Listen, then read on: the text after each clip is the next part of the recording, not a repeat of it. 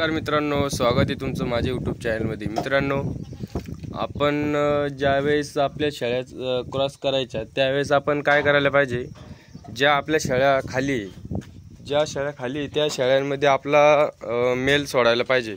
आपण जास्तीत जास्त करून आपल्या एक वेळेस शेळ्या क्रॉस करतो, म्हणजे आपल्या 8 दिवसामध्ये एक आपल्या पूर्ण शेळ्या क्रॉस झाल्या पाहिजे, आपण असं हे करतो। तर त्यासाठी आपण मेल ज्यावेळेस आपल्या क्रॉस करायचं त्यावेळेस बाजूला ठेवतो।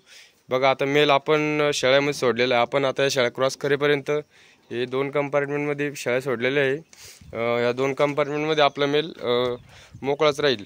तर बघा, मेल शेळ्यामागे लागतो। शेळ्यामागे थोडाफार लागल्यानंतर एक शेळी हिटवर आल्यानंतर परत शेळ्या हिटवर येत जातात। एक आल्यानंतर दुसरी आल्यानंतर तिसरी, अशा शेळ्या हिटवर येत जातात। तर बघा, आज आपण शेळ्यामध्ये आजच मेल सोडलेला आहे। तर बघा, आपला हा फुल ब्लड मेल आहे। हे बघा, मेल फक्त हा 2 दात 13-14 महिन्याचा आपला मेल आहे। बघा, ती पुढे शेळी आहे। शेळीला थोडं त्यानं शेळीच्या जवळ गेल्यानंतर वास घेतल्यानंतर शेळी ॲटोमॅटिक ही अशी हिटवर येऊन जाते। जास्त काही शेळीला असं काय सप्लिमेंट द्यायची गरज राहत नाही। तरी पण आपण काय करतो, एक मिनरल मिक्सचर त्यांना क्रॉस करण्या अगोदर मिनरल मिक्सचर हे चालू करतो। बघा, आपला हा जे मेल दिसतो हा पूर्ण आपल्या 8 ते 10 दिवसामध्ये पूर्ण शेळ्या आपल्या क्रॉस करून टाकेल। आपला फुलवड मेलची लेंथ वगैरे आपण पाहू शकता, त्याची लंबाई, त्याची कोण साईज। मेल आपला एकदम असा जबरदस्त असा मेल आहे। शेळ्या क्रॉस केल्यानंतर तिचे पिल्लं पण असे जबरदस्त असे येत आहे। रॉकेट आपल्या मेलचं नाव रॉकेट आहे। चल रॉकेट। हे बघा, शेळीचं म्हणजे शेळी दिसले शेळीजवळ जाणे, शेळीचा वास घेणे, शेळी पण त्याच्या पुढे येते। तर आपण पुढचा व्हिडिओ तसा बनवू आपण शेळ्या क्रॉस करता येईचा। आपल्या शेळ्या ॲटोमॅटिक अशा 3 दिवसामध्ये हिटवर येऊन जातील। तर आपण जास्तीत जास्त करून शेळ्या हिटवर येण्यासाठी असा प्रयत्न करा की शेळ्या या आपल्या मे, जून, जुलै या 3-4 महिन्यामध्ये लागल्या पाहिजे। आणि त्याच्या आधी डिसेंबर, जानेवारी, फेब्रुवारी, मार्च या 3-4 महिन्यामध्ये शेळ्या क्रॉस करायला नाही पाहिजे। कारण की जे पिल्लं पुढं जे होतात, ते जी पिल्लं होते ते पावसाळ्यामध्ये पिल्लाला जास्त असा प्रॉब्लेम येतो, म्हणजे रोगराई, परत त्यांची वाढ व्यवस्थित होत नाही, पुन्हा ढेबरे होणे, दूध शेळीला कमी प्रमाणात असतं त्यावेळेस, असं बरंचसं असं अडचण येत राहते। तर आपण